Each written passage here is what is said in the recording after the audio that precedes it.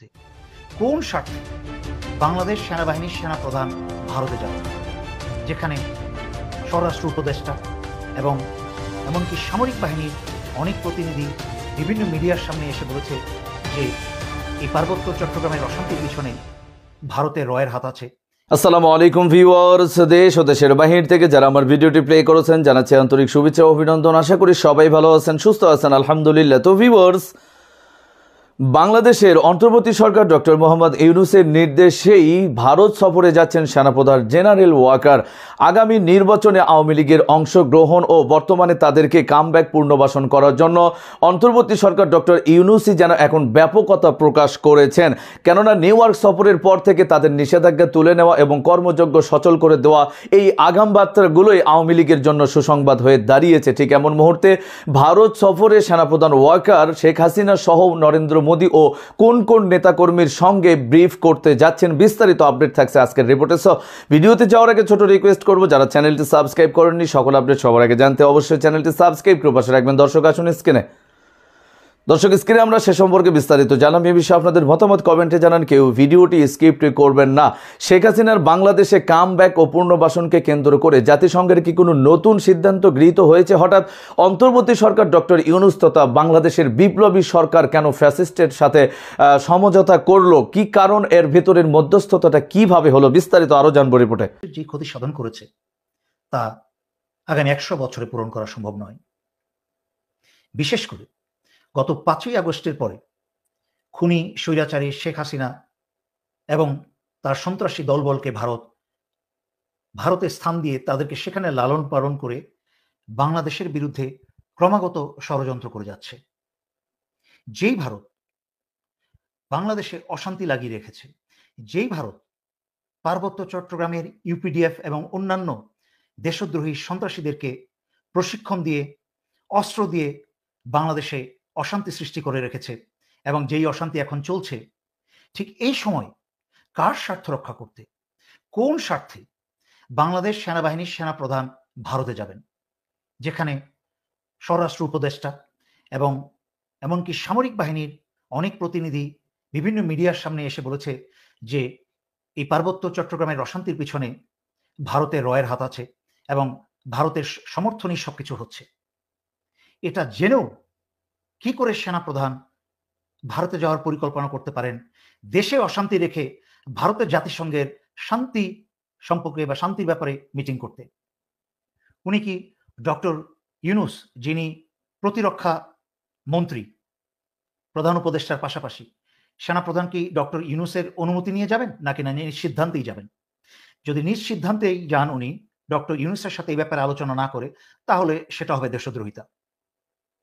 তারপরে আসি, যেই ভারতে পলাতক স্বৈরাচারী খুনি হাসিনা তার সদল বলে আশ্রিত এবং জেনারেল ওয়াকারের আত্মীয় এই খুনি হাসিনা, আপনি কি মনে করেন যে জেনারেল ওয়াকার ভারতে যাবে আর খুনি হাসিনা ভারতের সাহায্যে সদল বলে জেনারেল ওয়াকারের সাথে গোপনে সাক্ষাৎ করবে না?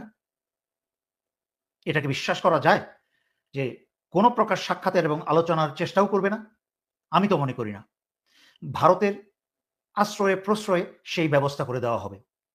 তার মানে কি, যখনই ভারতে এই ধরনের কোনো একটা মিটিং হবে তখন সেনাপ্রধান কম্প্রোমাইজড হয়ে দেশে ফিরবেন, যা বাংলাদেশের জন্য ভয়ঙ্কর একটা সংবাদ এবং একটা ভয়ঙ্কর আগামী ডেকে নিয়ে আসবে। এই বছরের শুরুতেই আপনাদেরকে বলেছি যে এই বছরের শেষের দিকে দেশে একটা ভয়ঙ্কর পরিস্থিতির সৃষ্টি হবে। আমি কিন্তু তারই আলামত দেখতে পাচ্ছি।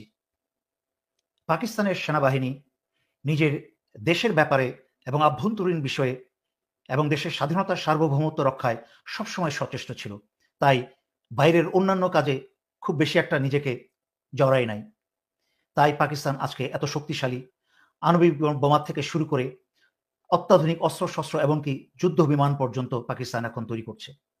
অথচ এই পাকিস্তানকে দেখে ভারত বাংলাদেশের স্বাধীনতার পর থেকে বরাবরই চেয়েছে যে বাংলাদেশের সেনাবাহিনী বা সশস্ত্র বাহিনী যেন সর্বক্ষণ বাংলাদেশের কাজে ব্যস্ত না থাকে, বরং অন্য কাজে জড়িয়ে পড়ে। তাই স্বাধীনতার পর থেকেই ভারত সবসময় সচেষ্ট ছিল কি করে বাংলাদেশকে অন্যান্য কাজে ব্যস্ত রাখা যায়, যেমন জাতিসংঘের শান্তি মিশন। এবং তা সফলভাবে ভারত রয়ের প্রথম বাংলাদেশ সেনাবাহিনীর যে সেনাপ্রধান জেনারেল এরশাদ, তার মাধ্যমে কিন্তু প্রথম 1988 সালে শান্তিরক্ষা মিশন পাঠায়।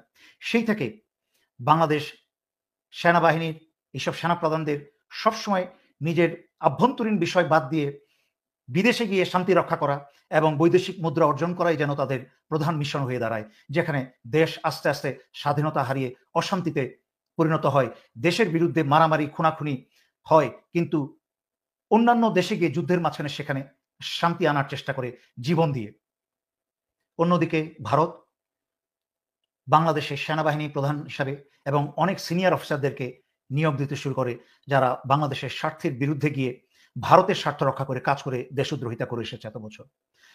সর্বপ্রথম জেনারেল ইকবাল করিম ভূঁইয়া, উনি সেনাপ্রধান হওয়ার পরেই বাংলাদেশ সেনাবাহিনীর সবচেয়ে বড় ক্ষতি করেছেন এই বাংলাদেশ সেনাবাহিনীকে একটা ব্যবসায়িক সেনাবাহিনীতে পরিণত করে। বিভিন্ন আটা চাল বিভিন্ন ধরনের কলকারখানায় সেনাবাহিনীকে বিনিয়োগ দিয়ে, যা সেনাবাহিনীর প্রফেশন থেকে দূরে সরিয়ে নিয়ে সম্পূর্ণ একটা ব্যবসায়িক প্রতিষ্ঠান হিসেবে গড়ে তোলে এবং সেনাবাহিনী দূরে সরে যায়, নিজস্ব প্রফেশন, নিজস্ব যুদ্ধর জন্য যে প্রস্তুতি তা থেকে অনেক পিছনে পড়ে যায়। তার পরবর্তীতে এই ভারত এবং স্বৈরাচারী হাসিনা মিলে জেনারেল আজিজ এবং জেনারেল শফির মতো অযোগ্য, নির্লজ্জ, দুশ্চরিত্র এবং দুর্নীতিবাজ সেনাপ্রধানদেরকে নিয়োগ দিয়ে দেশের স্বাধীনতা এবং সার্বভৌমত্বকে আরো দুর্বল, আরো ধ্বংস করে দেয়। তারপর হাসিনা পতনের আগেই হাসিনার আত্মীয় জেনারেল ওয়াকারকে সেনাপ্রধান হিসেবে নিয়োগ দেওয়া হয়। অন্যান্য যোগ্য বহু অফিসারকে ডিঙিয়ে তাদেরকে বাদ দিয়ে ওনাকে নিয়োগ দেওয়া হয় শুধুমাত্র হাসিনার আত্মীয় হওয়ার কারণে। ঠিক একইভাবে স্বৈরাচারী শেখ হাসিনা 1997 সালে পার্বত্য চট্টগ্রামে তথাকথিত শান্তি বাহিনীর সন্তুল লারমার সাথে একটা শান্তি চুক্তি করে, যার মাধ্যমে পার্বত্য চট্টগ্রাম থেকে বহু সেনা ক্যাম্প সরিয়ে নেওয়া হয় এবং সন্তুল লারমাকে একটা মন্ত্রীর পর্যায়ে বসিয়ে এই বাংলাদেশ থেকে পার্বত্য চট্টগ্রামকে আলাদা করার জন্য সকল পরিকল্পনা তখন থেকেই আরো শক্তিশালী হয়ে ওঠে এবং পার্বত্য চট্টগ্রামে বাংলাদেশ সেনাবাহিনীর যে অবস্থান ছিল তাকে ভয়ঙ্করভাবে দুর্বল করে দেওয়া হয়। 5ই আগস্টের পরে অত্যন্ত পরিকল্পিতভাবে আওয়ামী রাষ্ট্রপতি চুপ্পুকে স্বস্থানে রেখে এই পুরা বাংলাদেশের রাষ্ট্রীয় ক্ষমতা ভারতের কক্ষিগত করা হয়। জেনারেল ওয়াকার এবং আওয়ামী রাষ্ট্রপতি চুপ্পু মিলে ভারতের পক্ষে দেশ চালাচ্ছে, ডক্টর ইউনূসের হাতে কোনো ক্ষমতা নাই এবং সেটা বুঝতে পেরেই উনি বিদেশ ভ্রমণ করছেন, আত্মীয় স্বজন 2 মেয়েকে নিয়ে এবং নিজের স্বজনপ্রীতি করে বিদেশ ভ্রমণ করে নিজের সুনাম গেয়ে বেড়াচ্ছেন বাংলাদেশের জনগণের অর্থ ব্যয় করে। সাথে এনসিপি নেতা এবং অন্যান্য দলীয় কিছু নেতাদের সান্ত্বনা পুরস্কার দিতে জাতিসংঘের মিটিংয়ে তাদেরকে সাথে করে নিয়ে যায়। কিন্তু এনসিপির এই নেতারা বোকারা বুঝতে পারছে না যে আড়ালে ফাঁসির রশি কিন্তু তাদেরকে অনুসরণ করছে। ইউনূস কিন্তু তখন তাদেরকে বাঁচাতে আসসালামু আলাইকুম ভিউয়ার্স, দেশ ও দেশের বাহির থেকে যারা আমার ভিডিওটি প্লে করেছেন জানাচ্ছি আন্তরিক শুভেচ্ছা ও অভিনন্দন। আশা করি সবাই ভালো আছেন, সুস্থ আছেন, আলহামদুলিল্লাহ। তো ভিউয়ার্স, বাংলাদেশের অন্তর্বর্তী সরকার ডক্টর মোহাম্মদ ইউনূসের নির্দেশেই ভারত সফরে যাচ্ছেন সেনাপ্রধান জেনারেল ওয়াকার। আগামী নির্বাচনে আওয়ামী লীগের অংশগ্রহণ ও বর্তমানে তাদেরকে কামব্যাক পুনর্বাসন করার জন্য অন্তর্বর্তী সরকার ডক্টর ইউনূসই যেন এখন ব্যাপকতা প্রকাশ করেছেন। কেননা নিউ ইয়র্ক সফরের পর থেকে তাদের নিষেধাজ্ঞা তুলে নেওয়া এবং কর্মযোগ্য সচল করে দেওয়া, এই আগাম বার্তাগুলোই আওয়ামী লীগের জন্য সুসংবাদ হয়ে দাঁড়িয়েছে। ঠিক এমন মুহূর্তে ভারত সফরে সেনাপ্রধান ওয়াকার শেখ হাসিনা সহ নরেন্দ্র মোদী ও কোন কোন নেতাকর্মীর সঙ্গে ব্রিফ করতে যাচ্ছেন, বিস্তারিত আপডেট থাকছে আজকের রিপোর্টে। সো ভিডিওতে যাওয়ার আগে ছোট রিকোয়েস্ট করব, যারা চ্যানেলটি সাবস্ক্রাইব করেননি সকল আপডেট সবার আগে জানতে অবশ্যই চ্যানেলটি সাবস্ক্রাইব করে পাশে রাখবেন। দর্শক আসুন স্ক্রিনে। এবং সেটা এ মাসেই বাংলাদেশের সেনাপ্রধান ভারত সফরে যাচ্ছেন, এটা একটা বড় ঘটনা। যদি সত্যি হয় তাহলে কি ভারতের সঙ্গে আমাদের যে সম্পর্ক, আমাদের যে দূরত্ব তৈরি হয়েছে সেখানে বড় কোনো প্রভাব পড়বে? এবং ভারতে আওয়ামী লীগের সভানেত্রী সহ আওয়ামী লীগের নেতারা যে রয়েছেন, তারা পালিয়ে গেছেন ভারতে, সেই যে অবস্থান, সেই অবস্থানকে কেন্দ্র করেও এটা নতুন কোনো বার্তা কিনা সেটাও ভেবে দেখার স্কোপ আছে বলে অনেকেই মনে করছেন। কি বলতে চাইছে মূলত গণমাধ্যম এবং কেন, কোন কাজে সেনাপ্রধানের ভারত যাওয়ার এই প্রসঙ্গটা সামনে আসলো সেটা একটু বোঝার চেষ্টা করবো এই ভিডিওতে। থাকবেন পলিটিক্স টিভির নিয়মিত আয়োজনে। দর্শক, বলছিলাম একটি খবর, সেই খবরটা চাঞ্চল্যের সৃষ্টি করেছে, চাঞ্চল্যকর খবর। বিডি নিউজ 24-এর শিরোনামটা আপনারা দেখে নিতে পারেন। সেখানে বলা হচ্ছে অক্টোবরের মাঝামাঝি ভারতে যেতে পারেন সেনাপ্রধান। প্রায় একই শিরোনামে আমরা দেখেছি যে খবর করতে দৈনিক কালের কণ্ঠ এবং যুগান্তরকে।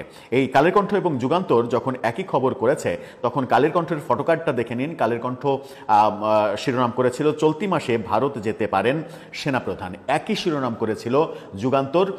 আমরা কালের কণ্ঠের নিউজ প্রথমে দেখার পরে পরবর্তীতে যখন এই নিউজের ডিটেল জানার চেষ্টা করি তখন দেখি যে রাতে কালের কণ্ঠ এই খবরটা তাদের ওয়েবসাইট থেকে ফেলে দিয়েছে। সার্চ করলে যেটা পাওয়া যায় সেই স্ক্রিনশটটাও আপনারা দেখে নিতে পারেন। সেখানে বলা হচ্ছে কিছু পাওয়া যায়নি, অর্থাৎ এই খবরটা তাদের ওয়েবসাইটে আর নেই।